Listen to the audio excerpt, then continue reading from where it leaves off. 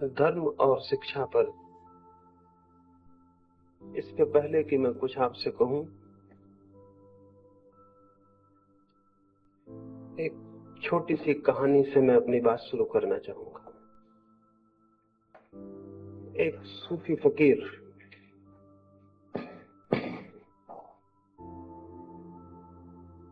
एक रात सोया। सोते समय बंदी कर देना संस्थान में उस फकीर के मन में एक प्रार्थना थी। परमात्मा के दर्शन की इच्छा थी। रात उसने एक सपना देखा। सपने में देखा कि वो परमात्मा के नगर में पहुंच गया है। बहुत भीड़ भाड़ है रास्तों पर, कोई बहुत बड़ा उत्सव मनाया जा रहा है। उसने पूछा किसी से तो ज्ञात हुआ परमात्मा का जन्मदिन है। एक बहुत बड़े रथ पर एक बहुत प्रतिभाशाली व्यक्ति सवार है। पूछा यही परमात्मा है? ज्ञात हुआ नहीं, ये तो राम है। और उनके पीछे राम के हजारों लाखों भक्त थे। फिर और पीछे घोड़े पर सवार कोई बहुत महिमाशाली व्यक्ति है। पूछा ये परमात्मा है? ज्ञात हुआ वो तो मोहम्मद है और उनके पीछे उनके भक्त हैं। और ऐसे वो शोभा यात्रा लंबी होती गई। क्राइस्ट निकले और महावीर और बुद्ध और जरथुस्त्र, और धीरे धीरे शोभा यात्रा समाप्त हो गई। और सबसे अंत में एक बहुत बूढ़ा आदमी एक घोड़े पर निकला जिसके साथ कोई भी नहीं था। उसे देखकर, उस फकीर को देखकर हंसी आने लगी। किसी से उसने पूछा कि ये कौन पागल है जो अकेला घोड़े पर सवार है और जिसके साथ कोई भी नहीं? तो ज्ञात हुआ वो परमात्मा है। उसे बहुत हैरानी हुई और उसने पूछा कि राम के साथ बहुत लोग हैं, क्राइस्ट के साथ बहुत लोग हैं, बुद्ध और महावीर के साथ बहुत लोग हैं, मोहम्मद के साथ बहुत लोग हैं, लेकिन परमात्मा के साथ कोई क्यों नहीं? तो ज्ञात हुआ सारे लोग मोहम्मद, महावीर और राम में बट गए हैं, परमात्मा के लिए कोई बचा नहीं। उसकी घबराहट में नींद खुल गई। उसने कभी सोचा भी नहीं था। वो बहुत घबराया, लेकिन ये स्वप्न में इसलिए आपसे कह रहा हूं ताकि मैं ये आपसे कह सकूं कि वस्तुतः ऐसी ही स्थिति सारी दुनिया में घट गई है। हिंदू हैं, मुसलमान हैं, ईसाई हैं, जैन हैं, लेकिन धार्मिक कोई भी नहीं है। धार्मिक होना बहुत अलग बात है हिंदू होने से, मुसलमान होने से।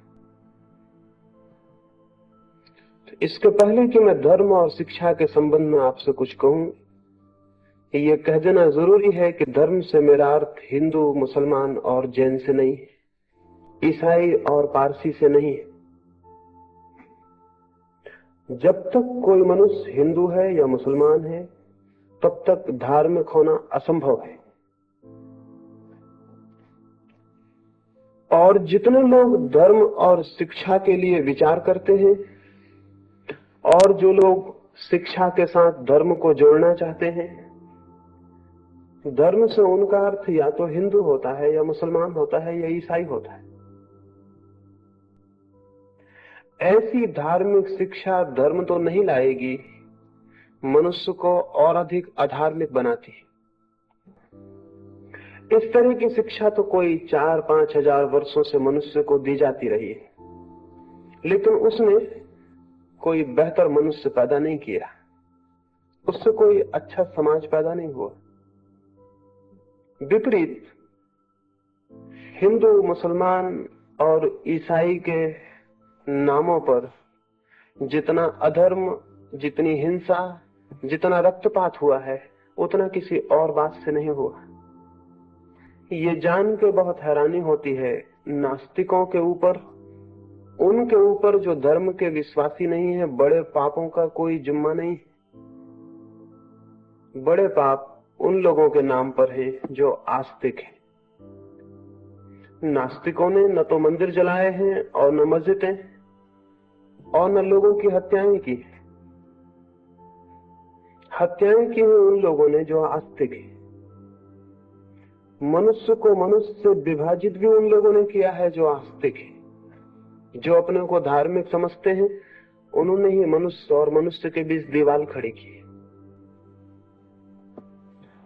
तो यदि धार्मिक शिक्षा का यह अर्थ हो कि हम गीता सिखाएं, कुरान सिखाएं या बाइबल सिखाएं, तो ये बड़ी खतरनाक शिक्षा होगी। ये शिक्षा धार्मिक नहीं हो सकती, क्योंकि ये बातें जिन लोगों को सिखाई गई हैं, वे लोग कोई अच्छे मनुष्य सिद्ध नहीं हुए। और इन बातों के नाम पर जो भेद खड़े हुए हैं, उन्होंने मनुष्य के पूरे इतिहास को रक्तपात और हिंसा से भर दिया है, क्रोध और घृणा से भर दिया है। तो सबसे पहली बात तो मैं ये कहना चाहता हूं कि धर्म की शिक्षा से मेरा प्रयोजन किसी संप्रदाय, उसकी धारणाओं, उसके सिद्धांतों की शिक्षा से नहीं है। एक बात निषेधात्मक रूप से, यदि हम चाहते हैं कि शिक्षा और धर्म संबंधित हो, तो हमें चाहना होगा कि हिंदू, मुसलमान और ईसाई शब्दों से धर्म का संबंध टूट जाए, तो ही शिक्षा और धर्म संबंधित हो सकते। नहीं तो शिक्षा और धर्म कभी संबंधित न हो सकते हैं, न होने चाहिए। अगर एक धार्मिक सभ्यता पैदा करनी हो, तो वो सभ्यता हिंदू नहीं होगी, वो सभ्यता मुसलमान भी नहीं होगी, वो सभ्यता पूरब की भी नहीं होगी, वो सभ्यता पश्चिम की भी नहीं होगी। वो सभ्यता अखंड मनुष्य की होगी, सबकी होगी, समग्र की होगी। किसी एक अंश और एक खंड की वो सभ्यता नहीं हो सकती, क्योंकि जब तक हम मनुष्यता को खंडित करेंगे, तब तक हम द्वंद्व और युद्ध से मुक्त नहीं हो सकते। जब तक मेरे और आपके बीच कोई दीवार होगी, तब तक बहुत कठिनाई है कि हम एक ऐसे समाज को निर्मित कर सकें जो प्रेम और आनंद में जिए। अभी तो हमने जो समाज निर्मित किया है, कोई 3000 वर्षों में 15,000 युद्ध जमीन पर हुए। 3000 वर्षों में 15,000 युद्ध, शायद कल्पना भी ना हो। 3000 वर्षों में 15,000 युद्ध बहुत ज्यादा होते। अगर प्रतिवर्ष 5 युद्ध हो रहे हो, तो क्या अर्थ हुआ? 3000 वर्षों के इतिहास में केवल 300 वर्ष का छोटा सा टुकड़ा ऐसा है जब युद्ध नहीं हुए। वो भी 300 वर्ष इकट्ठे नहीं, कभी एक दिन, कभी 2 दिन, कभी 10 दिन जमीन पर युद्ध बन रहा है। ऐसा सब मिला के कालखंड 300 वर्ष होते हैं। 300 वर्ष शांति और 3000 वर्ष युद्ध। और ये भी शांति कैसी, एकदम झूठी। जिसे हम शांति के क्षण कहते हैं, वे असल में शांति के क्षण नहीं है, बल्कि नए युद्ध की तैयारी के दिन। तो मैं तो मनुष्य के इतिहास को 2 हिस्सों में बांटता हूं, युद्ध का काल और युद्ध की तैयारी का काल। अभी तक शांति का कोई काल हमने नहीं जाना है। ऐसा जो ये विभाजित मनुष्य है, इसके विभाजन में सबसे बड़ी दीवार आइडियोलॉजी, विचार, धर्म और धारणा की। बातें बदल जाती हैं। आज कम्युनिज्म है और अमेरिका का लोकतंत्र है, वे भी 2 धर्म बन के खड़े हो गए। उनकी भी लड़ाई 2 धर्मों जैसी लड़ाई हो गई। क्या ये नहीं हो सकता कि हम विचार के आधार पर मनुष्य के विभाजन को समाप्त कर दें? क्या ये उचित है कि विचार जैसी बहुत हवाई चीज के लिए हम मनुष्य की हत्या करें? क्या ये उचित है कि मेरा विचार और आपका विचार मेरे हृदय और आपके हृदय को शत्रु बना दे? अब तक यही हुआ है, और अब तक धर्मों के नाम पर खड़े हुए संगठन हमारे प्रेम के संगठन नहीं है, बल्कि हमारी घृणा के संगठन है। और इसलिए आपको ज्ञात होगा कि जब भी दुनिया में घृणा का जहर जोर से फैला दिया जाए तो किसी को भी संगठित किया जा सकता है। एडोल्फ हिटलर ने अपने आत्मकथा में लिखा है, अगर किसी कौम को संगठित करना हो तो किसी दूसरे कौम के प्रति घृणा पैदा कर दो, कोई खतरा पैदा कर दो। मुसलमान को इकट्ठा होना होता है तो वो कहता है इस्लाम खतरे में, और तब मुसलमान इकट्ठा हो जाते हैं। और हिंदू को इकट्ठा होना हो तो वो कहता है हिंदू धर्म खतरे में, और हिंदू इकट्ठा हो जाते हैं। अभी पाकिस्तान का हमला भारत पे हुआ या चीन का, तो सारे भारत में एकता मालूम पड़ी। वो एकता एकदम खतरनाक और झूठी, वो प्रेम की एकता नहीं, वो सामने खड़े दुश्मन के खिलाफ जो हमारे मन में घृणा है उसकी एकता है। दुश्मन चला जाएगा, एकता भी चली जाएगी। तो ये हमारे सारे संगठन जिनको हम धर्म कहते हैं, किसी की घृणा पर खड़े हुए। और घृणा का धर्म से क्या संबंध हो सकता? मेरे और आपके बीच जो चीज भी घृणा लाती हो वो धर्म नहीं हो सकती। मेरे और आपके बीच जो चीज प्रेम लाती हो वो धर्म हो सकती। और ये भी स्मरण रखें, अगर मनुष्य को मनुष्य तोड़ देती हो कोई चीज, तो वही चीज मनुष्य को परमात्मा से कैसे जोड़ सकेगी? मनुष्य को मनुष्य तोड़ देने वाली कोई बात मनुष्य को परमात्मा से जोड़ने वाली बात कभी भी नहीं बन सकती। लेकिन जिनको हम धर्म कहते हैं वो हमें तोड़ रहे हैं। यद्यपि वे सभी प्रेम की बातें करते और वे सभी इस बात की भी बातें करती हैं, हम सबके बीच एकता, भ्रातृत्व, ब्रदरहुड की, लेकिन बड़ी हैरानी की बात है, उनकी सारी बातें ही रह जाती हैं, और वे जो भी करते हैं उससे घृणा फैलती है और शत्रुता फैलती है। क्रिश्चियनिटी बातें करती है प्रेम की, लेकिन जितनी हत्या ईसाइयों ने की है उतनी हत्या शायद ही किसी ने की हो। तो थोड़ी हैरानी होती, थोड़ी घबराहट होती, और तब ऐसा प्रतीत होता है अच्छी बातें बुरे कामों को छिपाने का रास्ता बन जाती हैं और कुछ भी नहीं। अगर लोगों को मारना हो तो प्रेम के नाम पर मारना बहुत आसान, और अगर हिंसा करनी हो तो अहिंसा की रक्षा के लिए हिंसा करना बहुत आसान। और अगर मुझे आपकी जान लेनी हो तो आपके ही हित में जान लेना आसान होगा, क्योंकि तब आप मरेंगे भी और मैं दोषी भी नहीं होऊंगा। तब आप मरेंगे भी, मारे भी जाएंगे और शिकायत भी नहीं कर सकेंगे। तो शैतान ने मालूम है मनुष्य को बहुत पहले यह समझा दिया कि अगर कोई बुरा काम करना हो तो नारा अच्छा चुनना, स्लोगन अच्छा होना चाहिए। जितना बुरा काम हो उतना ऊंचा नारा होना चाहिए, तो बुरा काम छिप जाता है। ये जो धर्मों के नाम पर संगठन है, न तो इनका परमात्मा से कोई संबंध है, न प्रेम से, न प्रार्थना, न धर्म से। ये हमारे भीतर वो जो घृणा है, ईर्ष्या है, हिंसा है, उसके संगठन है। अन्यथा ये कैसे हो सकता था कि मस्जिदें जलाई जाएं, मंदिर जलाए जाएं, मूर्तियां तोड़ी जाएं, आदमी मारे जाएं? ये कैसे हो सकता था? ये हुआ है, होता रहा है। कोई भी धर्म की शिक्षा तभी धार्मिक होगी जब इस सब से उसका संबंध छूट जाए। लेकिन ये सारे धार्मिक लोग चाहते हैं कि बच्चों को धर्म की शिक्षा दी जाए। ये क्यों चाहते हैं? इनकी इतनी उत्सुकता क्या है?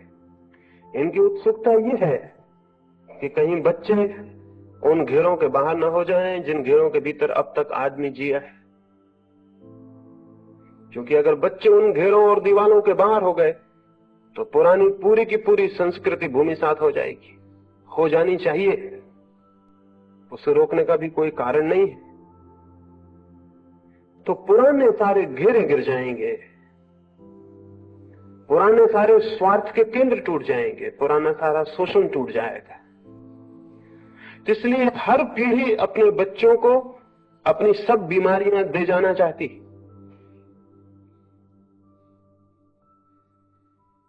इसमें उसके अहंकार की भी पूर्ति होती है। इसलिए बाप अगर हिंदू है तो बच्चे को हिंदू बना जाना चाहता है। क्यों? मुसलमान बाप बच्चे को मुसलमान बना जाना चाहता है। और इसके पहले कि बच्चे में विचार पैदा हो, क्योंकि विचार पैदा हो जाए तो हिंदू या मुसलमान होना बहुत मुश्किल हो जाएगा। विचारशील कैसे हिंदू हो सकता है, कैसे मुसलमान हो सकता है? इसलिए बच्चा जब बहुत छोटा हो, जब उसमें विवेक और विचार पैदा ना हुआ हो, तभी ये कीटाणु हिंदू और मुसलमान होने के उसके भीतर डाल दिए जाने चाहिए। तो जब वो होश में आए तब उसके खून में मिल जाए ये जहर, और तब इस जहर से मुक्त ना हो सके। इसलिए सभी ये तथाकथित धार्मिक लोग छोटे छोटे बच्चों को धर्म की शिक्षा दिलाने के लिए बहुत उत्सुक है। इनकी उत्सुकता कोई शुभ नहीं है।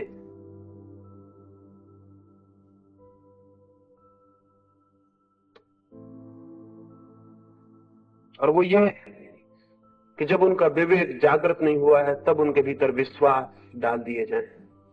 विश्वास तो अंधे होते हैं, विश्वास तो अज्ञान से भरे होते हैं। और जब एक बार मन के अचेतन परतों को विश्वास पकड़ लेते हैं तो विचार के जगने में सदा के लिए बाधा हो जाती। जो हिंदू है वो सोच नहीं सकता, फिर जो मुसलमान है वो भी नहीं सोच सकता, क्योंकि सोचने में खतरा हो सकता है, सोचने में खुद के विश्वास तोड़ने का डर हो सकता है। इसलिए फिर विचार को रोका जाता है। तो ये जो तथाकथित धर्म है और उनकी जो शिक्षा है वो विचार की शिक्षा नहीं है, वो विश्वास की शिक्षा है। और स्मरण रखिए, अगर विचार की शिक्षा हो तो बहुत दिन तक बहुत धर्म नहीं रह सकते, एक ही धर्म शेष रह जाएगा। लेकिन अगर विश्वास की शिक्षा हो तो अनेक धर्म हो सकते हैं। आखिर विज्ञान धीरे धीरे सार्वजनीन सत्यों पर आ गया। गणित हिंदू का अलग नहीं होता, मुसलमान का अलग नहीं होता। लेकिन क्या आपको पता है कि पहले गणित अलग होता था? हिंदुस्तान में जैनियों का गणित अलग, हिंदुओं का गणित अलग था। गणित कैसे दो हो सकते? क्या एब्सर्ड, कैसी नासमझी की बात है। गणित दो हो सकते? हिंदुओं की भूगोल अलग, जैनियों की भूगोल अलग थी। भूगोल दो कैसे हो सकती? लेकिन अलग थी।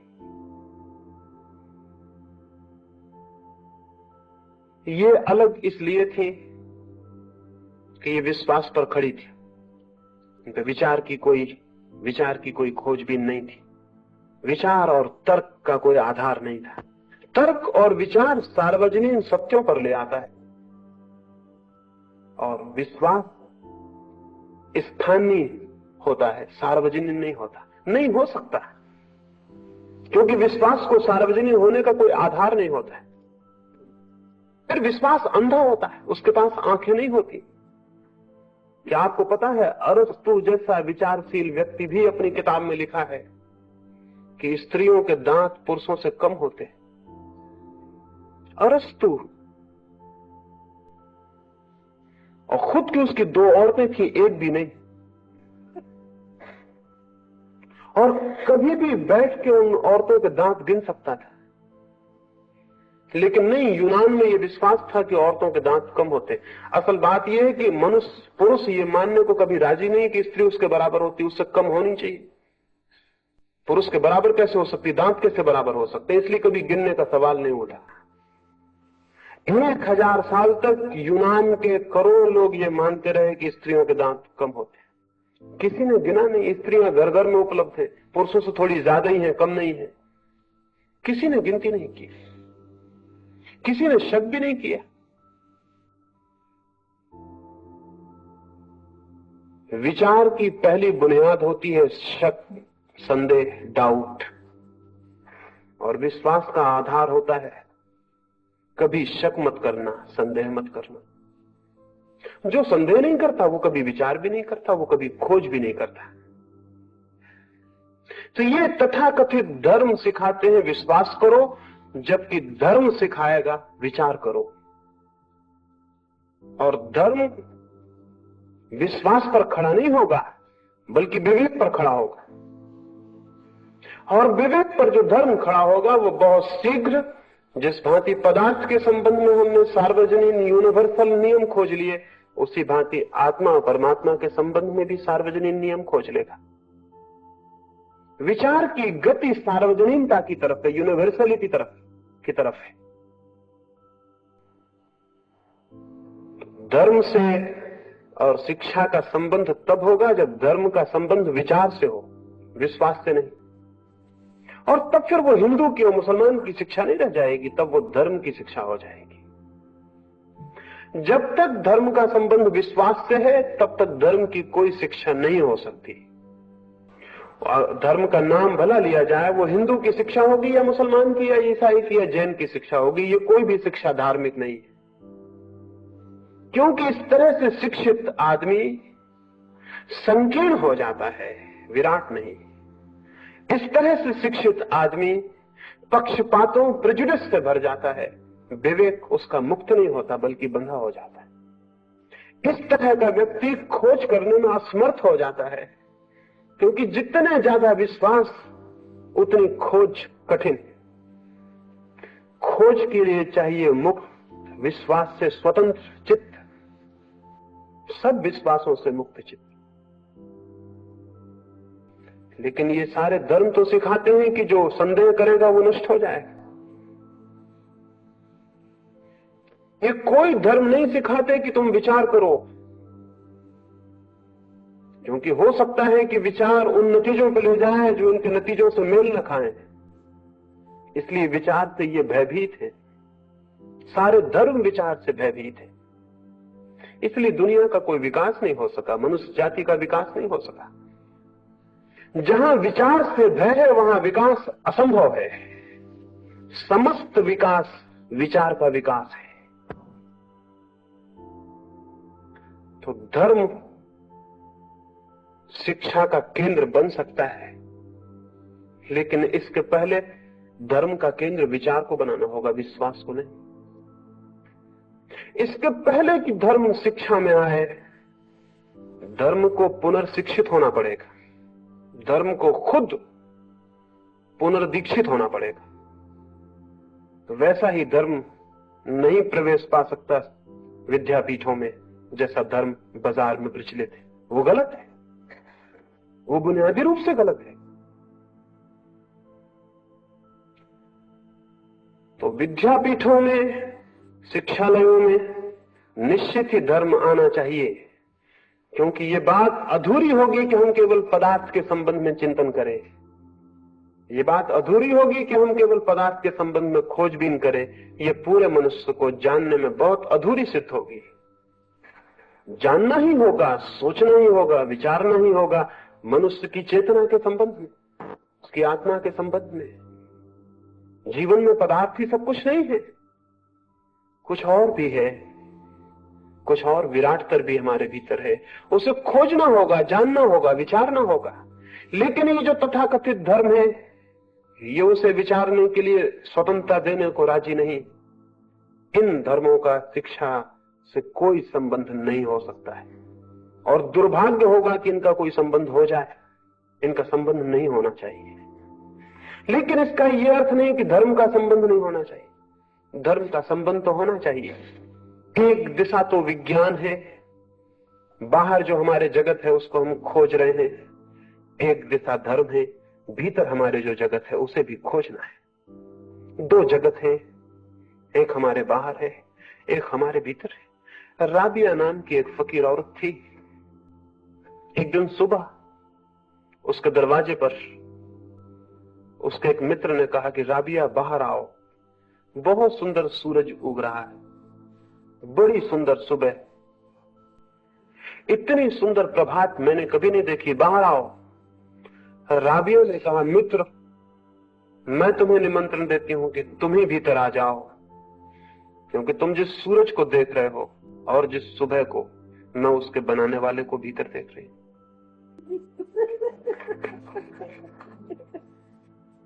का मित्र तुम भीतर आ जाओ। एक बाहर दुनिया है, निश्चित ही बहुत सुंदर, और वे लोग ना समझ हैं जो बाहर की दुनिया के विरोध में मनुष्य को खड़ा करना चाहते हो। बहुत सुंदर है बाहर की दुनिया, और वे लोग मनुष्य के मंगल में नहीं है जो लोग उस दुनिया को कंडेम करते हो, उस बाहर की दुनिया को निंदा करते हो। बहुत सुंदर है बाहर की दुनिया, लेकिन और बड़ी सुंदर दुनिया भी एक भीतर है। बाहर की दुनिया पर जो रुक जाता है वो अधूरे पर रुक गया, शायद वो खजाने के बाहर ही रुक गया, शायद उसने बाहर की परत को, बाहर की देह को ही देखा और भीतर नहीं पहुंचा। भीतर और भी विराटतर और भी सुंदरतर कुछ है। धर्म उसकी खोज है। भीतर जो है मनुष्य के, समस्त के, प्रकृति के, उसकी खोज है धर्म। विज्ञान जो बाहर है उसकी खोज है। बाहर की खोज अधूरी है।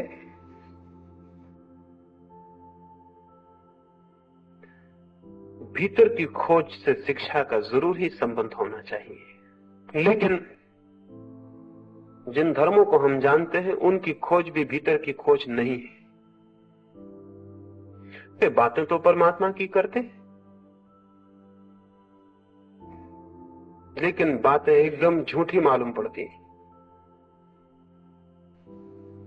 उनके मंदिर भी बाहर ही बनते हैं और उनकी मस्जिदें भी बाहर ही बनती,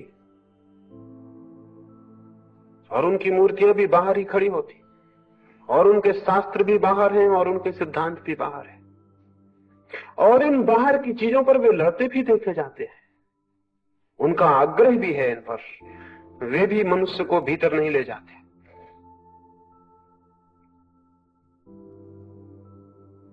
एक निग्रो एक चर्च के द्वार पर एक दिन सुबह सुबह गया और उसने प्रार्थना की उस चर्च के पुरोहित से कि मुझे भीतर आने दे। लेकिन निग्रो, काली चमड़ी का आदमी और सफेद चमड़ी वाले लोगों के मंदिर में कैसे जा सकता? ये जो भीतर की बातें करते हैं ये भी चमड़ी को देखते हैं कि वो काली है या गोरी। ये जो परमात्मा की बातें करते हैं वो भी देखते हैं कि ब्राह्मण हो कि शूद्र। उस चर्च के पादरी ने कहा कि मित्र, क्या करोगे मंदिर में आकर भी? जब तक मन शांत नहीं है तब तक क्या करोगे आकर? जमाना बदल गया है, इसलिए पुरोहित ने अपनी भाषा बदल ली। पहले भी रोकता था वो, लेकिन पहले वो कहता कि हट शूद्र, यहां कहां तुझे प्रवेश। लेकिन अब जमाना बदल गया, उसे अपनी भाषा बदलनी पड़ी। रोकता वो अब भी। तो उसने ये नहीं कहा कि शूद्र यहां से भाग जाओ, उसने कहा कि क्या करोगे मंदिर में आकर भी? जब तक मन ही शांत नहीं है तो परमात्मा को कैसे जानो? ये बात उसने इस निग्रो से कही, लेकिन सफेद चमड़े के लोग जो रोज आते थे उनमें से किसी से भी कभी ये नहीं कहा था। जैसे वो सब मन उनके शांत हो गए। वो निग्रो सीधा होगा इसलिए चला गया, सीधा होगा तभी तो वो भगवान को खोजने किसी चर्च में गया था। अगर सीधा ना होता तो क्यों किसी चर्च में जाता? भोला भाला होगा, ना समझ होगा, नहीं तो किसी चर्च से भगवान का क्या संबंध है? अपने भीतर जाता, चर्च में क्यों जाता? लौट गया। कोई 10-5 दिन बीत जाने के बाद वो पुरोहित, चर्च का पादरी उसे रास्ते पर मिला और पूछा कि मित्र फिर दिखाई नहीं पड़े? उस निग्रो ने कहा, मैंने रात जाके परमात्मा से प्रार्थना की कि मेरे हृदय को शांत कर, मेरे मन को शांत कर, ताकि मैं तुझे जान सकूं और तुझसे मिल सकूं। रात मुझे एक सपना आया और भगवान मुझे दिखाई पड़े और उन्होंने मुझसे पूछा कि तू किस लिए उस चर्च में जाना चाहता है? मुझसे मिलने? तू बिल्कुल पागल है। 10 साल से मैं खुद ही कोशिश कर रहा हूं, वो पादरी मुझे चर्च के भीतर घुसने नहीं देता।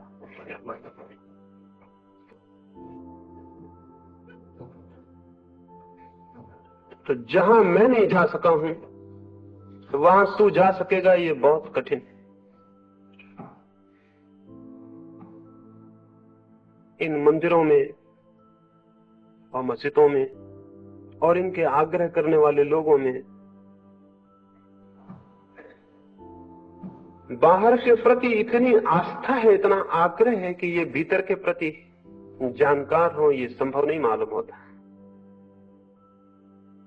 मंदिर और मस्जिद तो शिक्षा से नहीं जुड़ सकते, नहीं जुड़ने चाहिए, लेकिन हाँ, भीतर जाने का कोई द्वार, भीतर जाने का कोई मार्ग जरूर। उसके बिना शिक्षा एकदम अधूरी है, एकदम अधूरी है। तभी मैं देखता हूं कि इन शिक्षालयों में मंदिर बनाने की योजनाएं चलती हैं, वे गलत है। मंदिर किसी का होगा, हिंदू का होगा या मुसलमान का होगा या ईसाई का होगा। मंदिर किसी का होगा और जो किसी का है वो परमात्मा का नहीं हो सकता। परमात्मा का मंदिर भी है, लेकिन वो ईंट और पत्थरों से नहीं बनता। परमात्मा का मंदिर भी है, लेकिन बाहर जो स्थान है उस पर जगह घेर कर नहीं बनता। मनुष्य के भीतर जो है चेतना, उससे निर्मित होता है और वही निर्मित होता है, स्थान में नहीं, आत्मा में, बाहर नहीं, भीतर, अंतस में। तो अंतस में परमात्मा का मंदिर बने, इस तरफ शिक्षा की दृष्टि न होगी तो शिक्षा बहुत अधूरी होगी, बहुत अधूरी होगी। और अब तक सारी शिक्षा अधूरी रही है, और इसलिए अब तक सारी शिक्षा एक लंबी असफलता से ज्यादा नहीं। 20-25 वर्ष की उम्र तक हम शिक्षित करके युवक को दुनिया में भेजते, वो एकदम अधूरा आदमी होता है। उसे जीवन में जो भी केंद्रीय है उसका कोई पता नहीं होता, जीवन में जो भी मूल्यवान है उसका उसे कोई पता नहीं होता। जीवन में जो क्षुद्र है वो केवल उसकी गणना सीख कर ही आता है, और तब 25 वर्ष तो उसने क्षुद्र को सीखने में गंवाए होते हैं, शेष जीवन उस क्षुद्र के व्यवहार में गंवा देता है। सम्यक शिक्षा धर्म विहीन नहीं हो सकती, क्योंकि सम्यक शिक्षा मनुष्य के अंतःकरण की शिक्षा ही होगी। क्या है हमारे भीतर और कैसे वो शिक्षित हो सकता है? क्या कुछ सिद्धांत हम सिखाएं? क्या हम सिखाएं बच्चों को कि ईश्वर है? क्या हम सिखाएं कि आत्मा है, परलोक है, स्वर्ग नरक है, मोक्ष है? ये सिखाएं? नहीं। इस तरह की शिक्षा भी मनुष्य को भीतर नहीं ले जा सकती है। इसलिए कि जो भी हम सिखा देते हैं वो हमारे भीतर जाकर हमारा पक्ष, हमारी प्रेजुडिस बन जाती। एक छोटे से अनाथालय में मैं गया, वहां कोई 100 बच्चे थे, और अनाथ बच्चे तो उनको तो जो भी शिक्षा देनी हो दी जा सकती, कोई कठिनाई नहीं। तो उनको धर्म की शिक्षा दी जाती थी, क्योंकि अनाथ बच्चों को तो कुछ भी सिखा सकते हैं आप, जो भी सिखाना चाहें, अब उनका कोई माँ बाप ही नहीं है, तो उनको धर्म की शिक्षा दी जाती थी। मुझे अनाथालय के संयोजकों ने कहा कि हम यहाँ धर्म की शिक्षा देते, तो मैंने उनसे कहा कि मैं अभी तक समझ ही नहीं पाया कि धर्म की शिक्षा कैसे हो सकती है। धर्म की साधना हो सकती है, शिक्षा नहीं हो सकती। इसमें थोड़ा सा मैं फर्क करता हूं, और वही धर्म की शिक्षा है, धर्म की साधना। तो मैंने कहा शिक्षा क्या देते होंगे? खैर मैं देखूं तो उन्होंने कहा आप इनसे कोई भी प्रश्न पूछिए, ये बराबर उत्तर देंगे कि ये हो सकता है। उन्होंने खुद ही पूछा ईश्वर है, उन छोटे छोटे बच्चों ने हाथ उठा के हिलाए कि हाँ ईश्वर है। उन्होंने पूछा ये आत्मा है, उन बच्चों ने कहा आत्मा है। उन्होंने पूछा आत्मा कहां, उन सब बच्चों ने अपने हृदय पर हाथ रखे और कहा कि आत्मा है। जैसे हम मिलिट्री में लेफ्ट राइट करना सिखा देते हैं, ऐसे ही उन्होंने उनको ये सिखा दिया। उनको ये सिखा दिया कि तो उनका हाथ हृदय पे चला गया। आत्मा कहां है? तो उन्होंने कहा यहां। मैंने एक छोटे बच्चे से पूछा कि हृदय कहां है? उसने कहा ये तो हमें बताया नहीं गया। जो उसे बताया गया था वो उन्होंने बताया, जो उन्हें नहीं बताया गया था वो कैसे बताता। हृदय का कोई पता नहीं, आत्मा कहां है ये मालूम, परमात्मा कहां है ये मालूम। मैंने उन संयोजकों से कहा कि इन बच्चों के लिए आप जीवन भर के लिए धर्म से तोड़े दे रहे हैं, क्योंकि ये बातें ये सीख जाएंगे और यही खतरा है, और फिर जीवन भर इन्हीं सीखी हुई बातों को दोहराते रहेंगे। और सीखी हुई बातों को जो दोहराता है वो जानने से वंचित रह जाता है। सीखी हुई बातें दोहराते रहेंगे जीवन भर। जीवन जब भी समस्या खड़ी करे तभी इनके बंधे हुए उत्तर भीतर से आ जाएंगे। जीवन पूछेगा ईश्वर है, और इनका सीखा हुआ उत्तर कहेगा ईश्वर है। और जीवन पूछेगा कहां, और इनके हाथ मशीनों की भांति अपने हृदय पर चले जाएंगे और कहेंगे यहां। और ये बिल्कुल हाथ झूठे होंगे, क्योंकि ये सिखाए हुए हैं। सिखाई हुई बातें पदार्थ के जगत में तो अर्थ रखती हैं, परमात्मा के जगत में कोई भी अर्थ नहीं रहा। सिखाई हुई बातें। अगर हम किसी को प्रेम करना सिखा दें तो एक बात पक्की, इस जीवन में अब वो प्रेम को कभी ना जान पाएगा। अगर हम उसे सिखा दें प्रेम कैसे करना चाहिए, क्या बोलना चाहिए, कैसे मिलना चाहिए, कैसे गले लगाना चाहिए, सब सिखा दें तो वो एक्टिंग सीख जाएगा प्रेम करने की, और फिर प्रेम को कभी नहीं जान पाएगा, कभी नहीं जान पाएगा। अभिनेता प्रेम को कभी नहीं जान सकते, हालांकि वही 24 घंटे प्रेम करते हुए दिखाई पड़ते।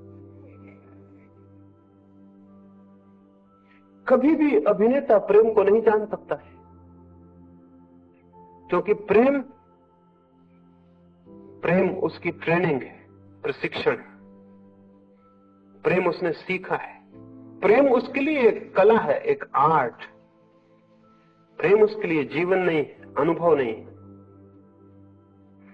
जब प्रेम नहीं सीखा जा सकता तो प्रार्थना कैसे सीखी जा सकती?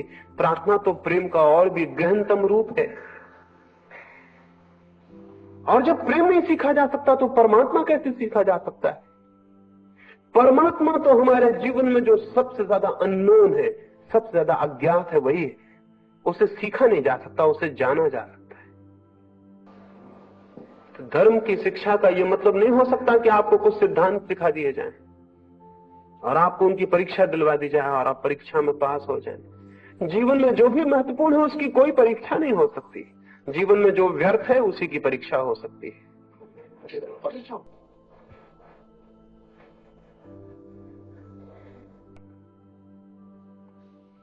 इसलिए जो लोग परीक्षाएं पास करके इतरा जाते हैं वो बिल्कुल पागल, क्योंकि परीक्षा तो किसी महत्वपूर्ण तत्व की नहीं हो सकती। परीक्षाएं जहां समाप्त हो जाती हैं वहीं शिक्षा शुरू होती है।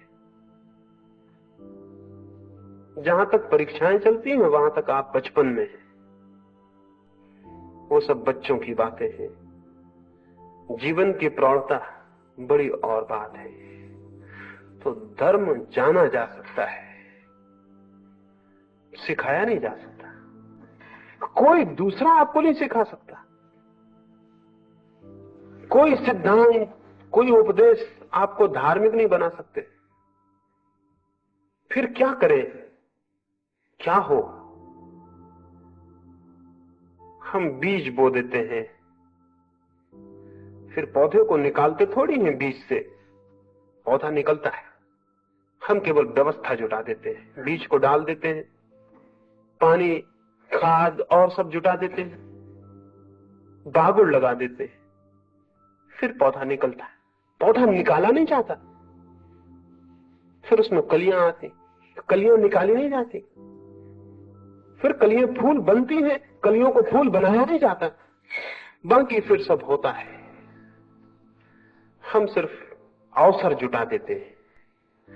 धर्म की शिक्षा नहीं हो सकती, धर्म का बीज विकसित हो सके इसका शिक्षालयों में अवसर जुटाया जा सकता है, इसका अवसर जुटाया जा सकता है, इसकी हवा, इसका वातावरण जुटाया जा सकता है, जमीन बनाई जा सकती है और मौका दिया जा सकता है, उसमें कुछ पैदा हो सकता है। इस अवसर जुटाने में कोई 2-3 तत्व महत्वपूर्ण हो सकते हैं, उनकी मैं थोड़ी सी बात करूंगा। पहला तत्व तो है साहस। अदम्य साहस चाहिए जिसे परमात्मा की खोज करनी हो। हिमालय चढ़ने में कोई बहुत बड़े साहस की जरूरत नहीं, लेकिन परमात्मा तक जाने में बहुत बड़े साहस की जरूरत है, क्योंकि न तो उससे ऊंचा कोई बिंदु है और न उससे गहरा कोई बिंदु है। लेकिन आमतौर से जिनको हम धार्मिक लोग कहते हैं वो एकदम साहसहीन। बल्कि सच तो यह है कि जैसे जैसे साहस कम होता है आदमी धार्मिक होता जाता है, बुढ़ापे के करीब आदमी धार्मिक होता है। जैसे जैसे भय बढ़ने लगता है, मौत करीब आने लगती है, डर लगने लगता है, वैसे वैसे धार्मिक होने लगता। मंदिरों में जाइए, चर्चों में जाइए, वहां ऐसे लोग दिखाई पड़ेंगे जो या तो मर गए हैं या मरने के करीब, और इकट्ठे। और अगर कोई जवान आदमी धर्म का विचार करे तो लोग उसको कहते हैं अभी तुम्हारी उम्र। यानी धर्म की उम्र का मतलब, यानी जब आपकी उम्र ना बचे तब धर्म की उम्र शुरू होती। जब उम्र ना बचे, जब एक पैर कब्र में चला जाए, तब प्रार्थना कर लेना। और यहां तक बात पहुंच गई है कि जिनने उस वक्त भी ना कर पाई, वो जब मर जाते हैं तो उनके कान में गीता वगैरह सुना देते। जो नहीं कर पाए, दोनों ही पैर चले गए, तो उनको हम कान में सुना देते हैं मरने के बाद। धर्म भय पर खड़ा नहीं हो सकता, लेकिन अभी भय पर खड़ा है। और इसीलिए दुनिया में कोई क्रांति नहीं हो सकी कि धार्मिकता पैदा हो सके।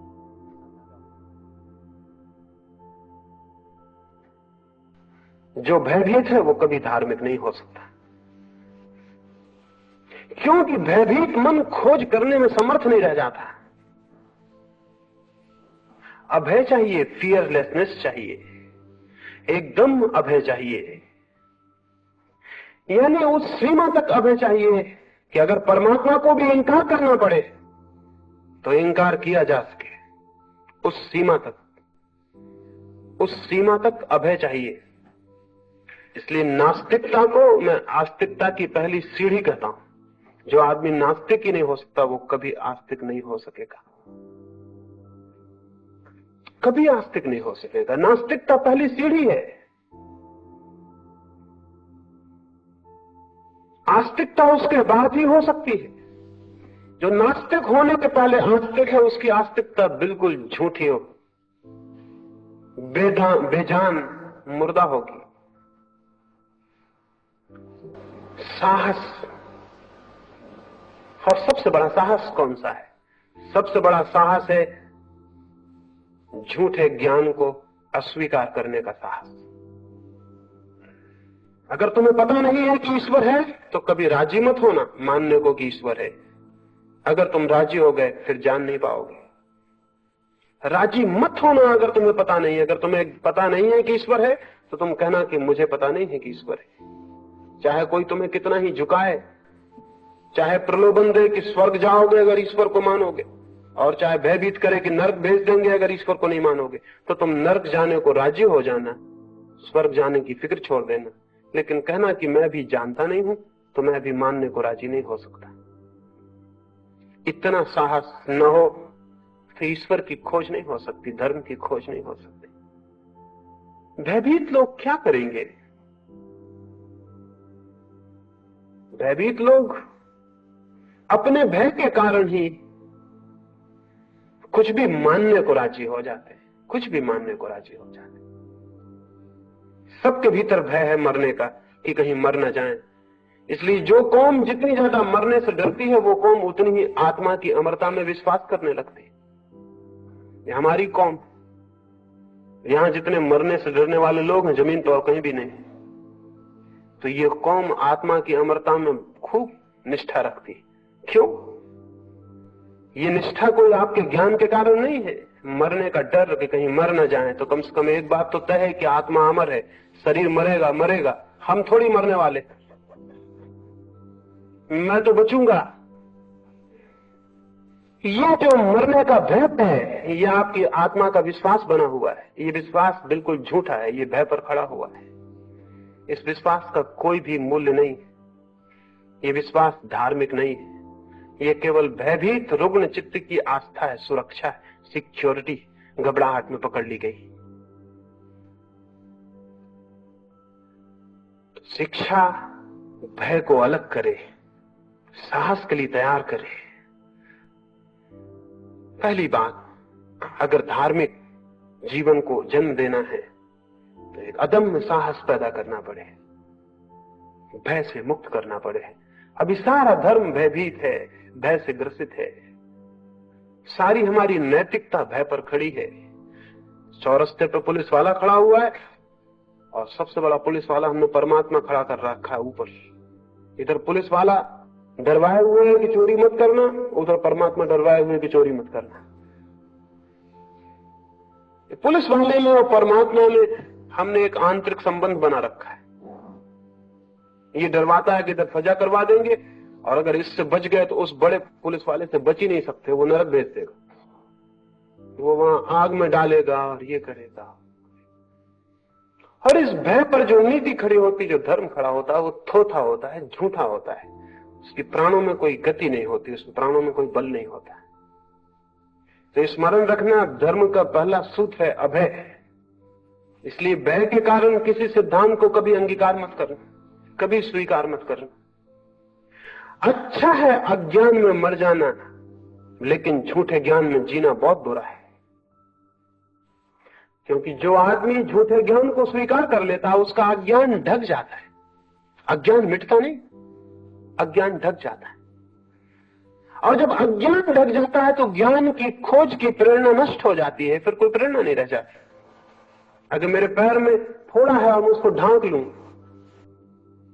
तो मुझे दिखाई न पड़े, आपको दिखाई न पड़े, इससे फोड़ा समाप्त नहीं होता, बल्कि न दिखाई पड़ने से फोड़ा फिर अबाध गति करता है, निश्चिंत होकर गति करता है, अपने फैलता है शरीर में। हमें पता नहीं है कि ईश्वर है, लेकिन हम माने बैठे हैं कि ईश्वर है। तो वो जो अज्ञान है उसको हमने छिपा लिया। छिपा हुआ अज्ञान खतरनाक है, वो बढ़ता जाएगा, फैलता जाएगा। और ये झूठा ज्ञान किसी काम का नहीं, किसी काम का नहीं है। अज्ञान को स्वीकार करना अपने, और झूठे ज्ञान को कभी स्वीकार मत करना। तो जो मनुष्य अपने अज्ञान को जानता है, अज्ञान उसे चैन नहीं लेने देता, उसे धक्के देता है कि मिटाओ इसे, तोड़ो इसे, आगे बढ़ो और अपने अंधकार को तोड़ो। हम यहां बैठे हैं, हमें पता चल जाए कि मकान में आग लग गई, तो फिर किसी को समझाना पड़ेगा कि बाहर निकलो, उपदेश देने पड़ेंगे, भाषण करने पड़ेंगे समझाने के लिए कि बाहर निकलिए, मकान में आग लगी है। नहीं, फिर ना यहाँ उपदेशक पाया जाएगा, ना सुनने वाले पाए जाएंगे, यहाँ कोई चले जाता। उन दोनों की मुलाकात बाहर होगी, यहां नहीं होगा।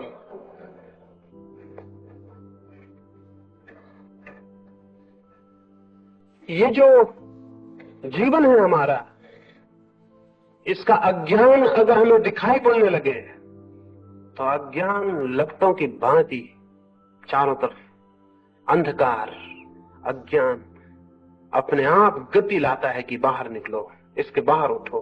कोई अज्ञान से सहमत होने को राजी नहीं है। झूठे ज्ञान ने लोगों को सहमत करने के लिए राजी बना दिया।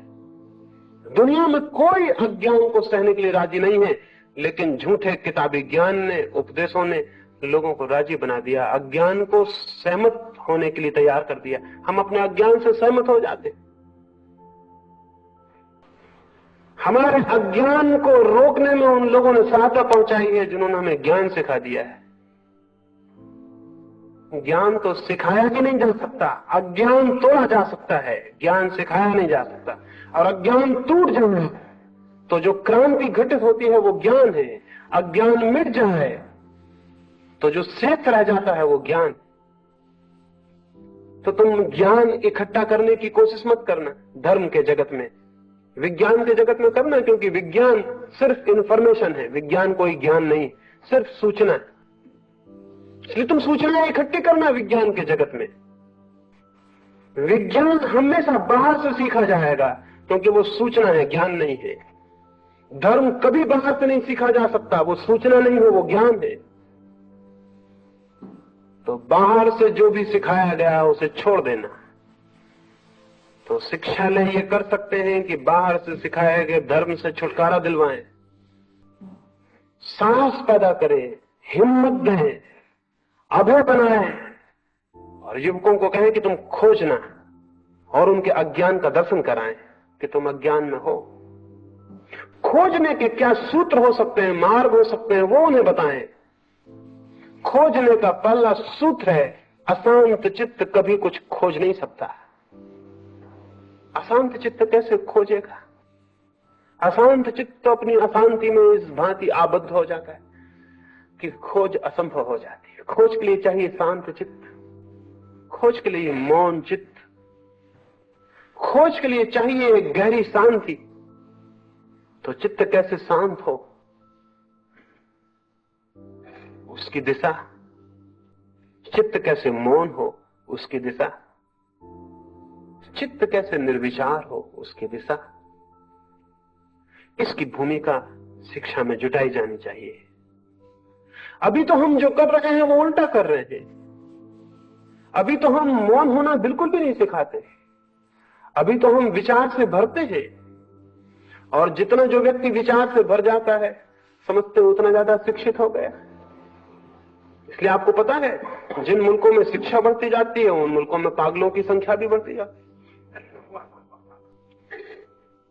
क्योंकि अगर हम विचार ही विचार की शिक्षा दें और मौन की कोई शिक्षा ना हो, तो विचार की अति जो तनाव पैदा करेगी, उससे विक्षिप्तता आएगी, उससे पागलपन आएगा।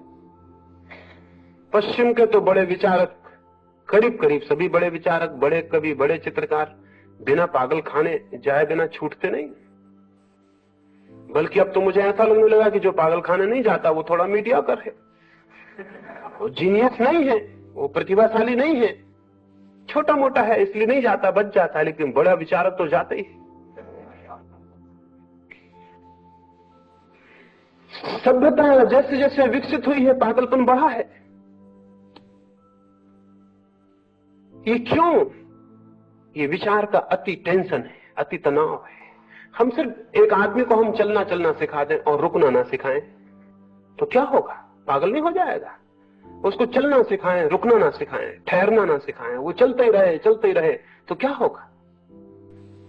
तो क्या होगा? उसके पैर चलते ही रहे तो या तो पागल होगा या मर जाएगा या थक के बेहोश होकर गिर जाएगा। हम उसे विश्राम ना सिखाएं तो क्या होगा? एक आदमी को हम जागना सिखाएं और सोना ना सिखाएं तो क्या होगा? तो हम विचार सिखाते, निर्विचार बिल्कुल नहीं सिखाते, उसे मौन, साइलेंस बिल्कुल नहीं सिखाते।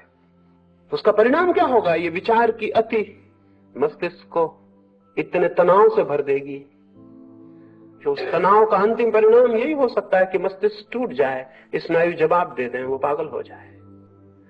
ये हो रहा है। और डर तो ये है कि इतनी तीव्रता से हो रहा है कि पूरी सभ्यता के पागल हो जाने का डर, पूरा डर है इस बात का कि कहीं पूरी मनुष्य जाति एक साथ पागल ना हो जाए। पता हमको बिल्कुल ना चलेगा। पता इसलिए नहीं चलेगा कि हम भी उतने पागल, बगल वाला भी उतना पागल, इसलिए पता चलना बहुत कठिन होगा। अभी भी पता नहीं चल रहा है। पता नहीं चलने का कारण ये नहीं है कि अभी कोई हालत बहुत अच्छी है, पता न चलने का कारण यह कि सबकी हालत एक जैसी है। एक गांव में ऐसा हुआ, एक बार एक जादूगर आया और उसने आके कुएं में कोई पुड़िया डाल दी। गांव में एक ही कुआं, और उसने कहा कि इसका जो भी पानी पिएगा वो पागल हो जाए। गांव भर के लोगों को पानी पीना पड़ा। सिर्फ गांव का जो राजा था उसने नहीं पिया, उसके घर में एक कुआं और था। राजा, रानी और वजीर ने पानी नहीं पिया, लेकिन शाम तक गांव के लोगों को तो पानी पीना ही पड़ा। एक ही कुआं था गांव में। सारा गांव शाम होते होते पागल हो गया। सारे गांव के लोगों ने सभा की और उन्होंने कहा मालूम होता है बादशाह का दिमाग खराब हो गया, क्योंकि बादशाह ने पानी नहीं पिया था उस कुएं का। तो गांव भर के लोग जब पागल हो गए तो उन्हें समझ में आया कि बादशाह का दिमाग जरूर गड़बड़ हो गया है, बिल्कुल हमारी जैसी बातें नहीं कर रहा। तो उन्होंने सभा की शाम को कि इस राजा को उतार देना चाहिए, इसका दिमाग खराब हो गया, और किसी ठीक राजा को इसकी जगह बिठाना चाहिए, नहीं तो सब गड़बड़ कर देगा, सब डुबा देगा। राजा बहुत घबराया। महल के आसपास जनता इकट्ठी हो गई। उसने अपने वजीर से कहा कि क्या करें। वजीर ने कहा सिवाय एक रास्ता है कि उस कुएं का पानी हम भी पी लें। अगर थोड़ी देर हो गई फिर बचाव मुश्किल हो जाएगा। तो राजा ने जाके उस कुएं का पानी पी लिया। उस रात उस गांव में उत्सव मनाया गया कि राजा का दिमाग ठीक हो गया है। करीब करीब ऐसी हालत है। और इसलिए तो जब हमारे बीच कोई ठीक दिमाग का आदमी पैदा होता तो हम उसके साथ बड़ा उल्टा व्यवहार करते हैं। क्राइस्ट पैदा होता है, सूली पर लटका देते हैं। सुकरात पैदा होता है, जहर पिला देते हैं। गांधी पैदा होता है, गोली मार देते हैं। ये हमारा व्यवहार है ठीक मस्तिष्क के लोगों के साथ। ये आकस्मिक नहीं है, ये बिल्कुल स्वाभाविक है। हमारा दिमाग खराब है। तो शिक्षालय, विद्यापीठ विचार ही ना सिखाएं, मौन सिखाएं। मौन की दिशा में अग्रसर करें। थोड़ी देर के लिए निर्विचार होना सिखाएं। मस्तिष्क का श्रम ही नहीं, मस्तिष्क का विश्राम भी। और बड़े मजे की बात है कि जीवन का जो भी गहरा अनुभव है वो जब मस्तिष्क विश्राम करता है तब उत्पन्न होता है, क्योंकि तब उस शांति में, उस मौन में ही वो जाना जाता है जो हमें घेरे हुए है, जो हमारे भीतर है और हमारे बाहर है। जीवन में जो भी शुभ है, सुंदर है और सत्य है, वो मौन में, एकांत में और शांति में ही जाना गया है। तो उस दिशा में हम गति दें। उस दिशा में जो गति मिलेगी, साहस और निर्भयता और खोज की अदम्य इच्छा, जिज्ञासा, संदेह, अगर ये सारी बातें हम युवकों को दे सकें तो धर्म की दिशा में उनकी आंखें उठनी शुरू हो जाएंगी। वैसी स्थिति में ही धर्म और शिक्षा का संबंध हो सकता है। मैं समझता हूं मेरी इन बातों को थोड़ा समझने का प्रयास करेंगे, क्योंकि मैं ये तो नहीं कह सकता कि मेरी बातें मान ले, क्योंकि अगर मैं ये कहूं तो मैं फिर पुराना धार्मिक हो गया। जो आपसे ये कहूं कि मेरी बातें मान ले, विश्वास कर ले, मैंने जो कहा, जो भी आपसे ये कहता हो कि मेरी बातों को विश्वास कर ले, उसे शत्रु समझना, वो आपका मित्र नहीं। जो भी आपसे कहता हो मेरी बातों को मान लेना, वो खतरनाक है। तो मैं आपसे निवेदन करूंगा कि मैंने जो कहा इस पर विचार करना, संदेह करना, इस पर सोचना, इस पर विचार कर लिया। अगर इसमें से कोई चीज ठीक लगे तो वो इसलिए मत मानना कि किसी ने आपसे कही है, वो इसलिए मानना कि वो आपको ठीक लगी है। और उसको भी उस समय तक ही मानना जब तक ठीक लगे, और जिस क्षण में गलत है उसी वक्त छोड़ने का साहस रखना, उसी वक्त छोड़ने का साहस रखना। इस भांति जो व्यक्ति विचार करता है, खोजता है, निर्णय लेता है, उसके जीवन में विकास होता है, गति होती है। और ये बात असत्य है कि विश्वास और श्रद्धा से धर्म मिलता है, ये एकदम असत्य है। विचार, विवेक, शोध और अनुसंधान से धर्म मिलता है। और जिनको विश्वास से मिल जाता हो वो काहिल और सुस्त लोग होंगे, जो खुद नहीं खोजना चाहते और किसी की बात को पकड़ के निश्चिंत हो जाते हैं।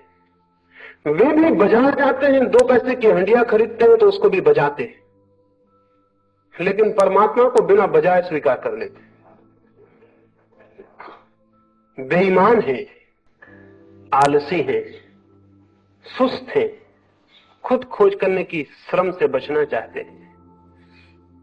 और स्मरण रखें, दूसरों की आंखों से कोई भी कभी नहीं देख सकता, अपनी आंख चाहिए। मेरी आंख से आप नहीं देख सकते, आपकी आंख से मैं नहीं देख सकता हूं।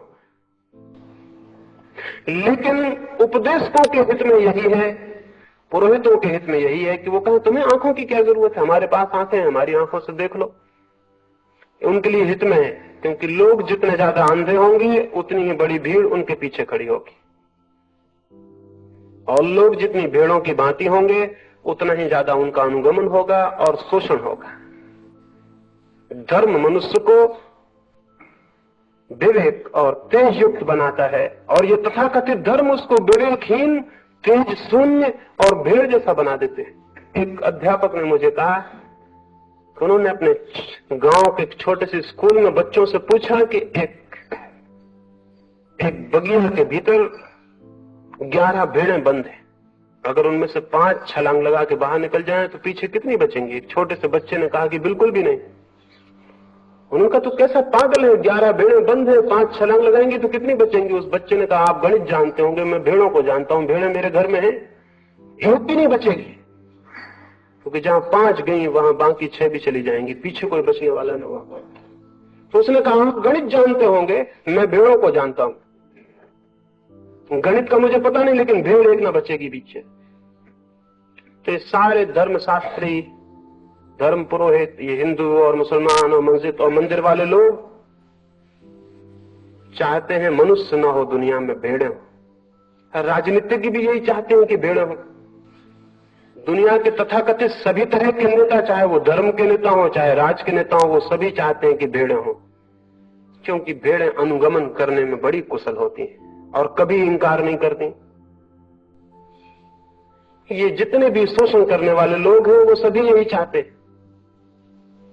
तो मैं आपसे निवेदन करूंगा, अगर धार्मिक बनना है तो भेड़ कभी मत बनना, किसी की भी भेड़ मत बनना, तो ही खुद का विवेक मुक्त होगा, खुद की आंख जगेगी।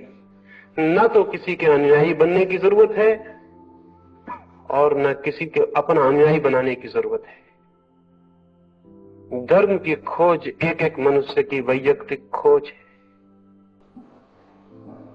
कोई सामूहिक उपक्रम नहीं।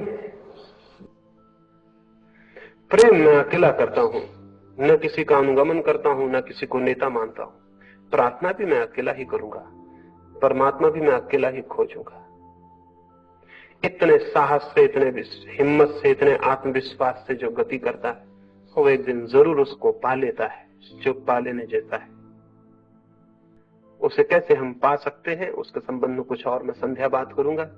मेरी बातों को इतने प्रेम और शांति से सुना है, उससे बहुत बहुत अनुग्रहित हूं, और अंत में सबके भीतर बैठे परमात्मा को प्रणाम करता हूं। मेरे प्रणाम स्वीकार करें।